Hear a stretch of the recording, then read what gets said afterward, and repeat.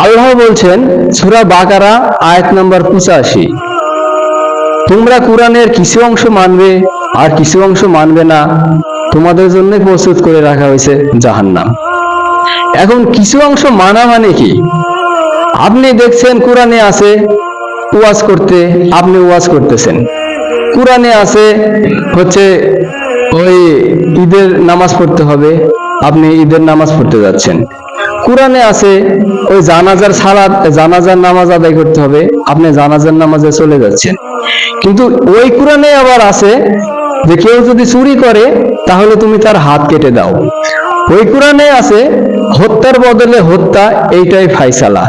সেই কোরআনে আছে কেউ যদি জেনা করে তাকে হত্যা করতে হবে। কিন্তু আপনি এগুলো মানলেন না। আপনি কি মানলেন?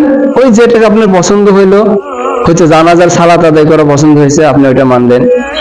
এই যে আপনি কিছু অংশ মানলেন আর এই যে কিছু অংশ মানলেন না, এখন আপনি তো নিজেকে ইসলাম দাবি করে বসে আছেন, কিন্তু আল্লাহ তো এখানে সূরা বাকারার 85 নম্বর আয়াতে স্পষ্ট করে বলে দিচ্ছে যে তোমরা কিছু অংশ মানবে আর কিছু অংশ মানবে না, তোমাদের জন্য জাহান্নাম প্রস্তুত করা হয়েছে। তাহলে আপনি দেখুন আমরা কি কঠিন অবস্থার মধ্যে আছি। সুতরাং আমি বলতেছি না আপনি মুসলিম আছেন, আপনি মুসলিম থেকে বাইরে হয়ে গেছেন। সঠিকভাবে পূর্ণভাবে মুসলমান হওয়ার চেষ্টা করুন।